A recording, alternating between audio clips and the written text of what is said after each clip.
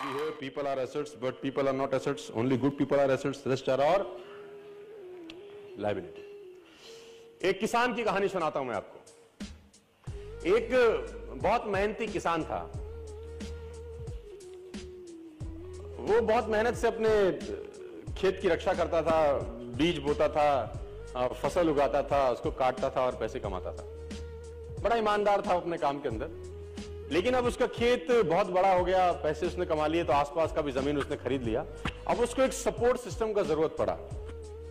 अब उसको लगा मेरे से अकेले से नहीं होगा, तो मुझे कुछ ना कोई आदमी चाहिए जो मेरी सपोर्ट कर सकता हो। तो उसने इंटरव्यू लिया 2-4 लोगों का कि यार क्या तुम मेरे खेत में मेरी सपोर्ट करोगे, ये तुम्हारा सैलरी है। तो 4-5 लोगों से उसने सवाल पूछे कि तुमको एग्रीकल्चर के बारे में क्या नॉलेज है और तुम कैसे सपोर्ट कर सकते हो। तो सब लोगों ने उसको अलग अलग जवाब दिए। उसको किसी का जवाब समझ नहीं आया, तो उसने सबको रिजेक्ट कर दिया। एक लड़के से उसने सवाल पूछा कि तुम क्या करोगे, कैसे करोगे। तो उस लड़के ने बड़ा अटपटा जवाब दिया, समझ उसको नहीं आया, लेकिन उसने उस जवाब के कारण उसको रख लिया। उसने बोला तुम क्या करोगे। वो बोला I can sleep when the wind blows. जब बहुत तेज हवा चलेगी तो मैं सो जाऊंगा। उसको समझ नहीं आया, लेकिन उसने इसके अटपटे जवाब के कारण उसको रख लिया। इसका पता नहीं क्या मतलब है, देखते हैं। अब वो दोनों खेत की रक्षा करने लगे। बढ़िया फर्स्ट क्लास फसल होती थी, काटते थे। एक बार रात को जो मालिक था उस खेतों का, उसने दौड़ते दौड़ते ढूंढा उस आदमी को जिसने उसको नौकरी पे रखा था, I can sleep when the wind blows को। और दौड़ते दौड़ते गया क्योंकि बहुत तूफान आ गया। तो उसको लगा यार ये फसल मेरी खराब हो जाएगी और जितने भी जानवर बंधे हुए हैं ये सब इधर उधर भाग जाएंगे। तो फटाफट देखो, सो रहा है पागल आदमी इतना तूफान में, तो कम से कम इसको फसल की रक्षा करनी पड़ेगी।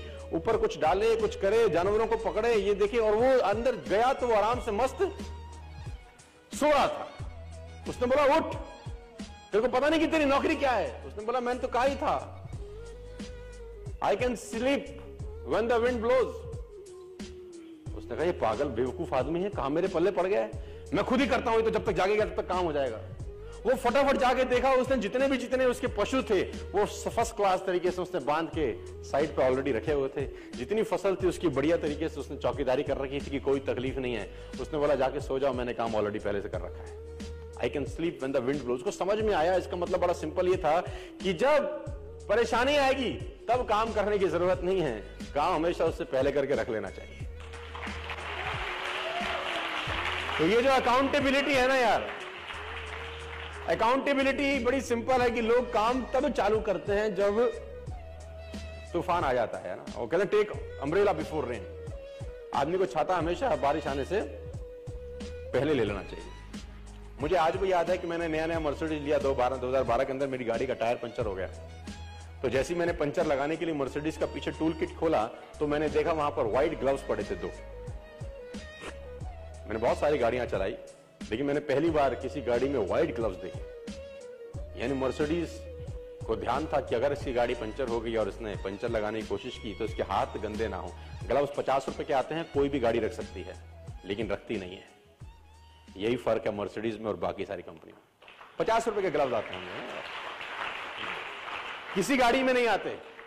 मर्सिडीज में आते हैं, मुझे पता नहीं बाकी और किसी ब्रांडेड कार में आते हैं कि नहीं आते, है ना। It already hardly cost 30 rupees 40 rupees for a pair of gloves. लेकिन देखिए वो कहां तक सोच रहा है आदमी, है ना। इसको बोलते हैं अकाउंटेबिलिटी।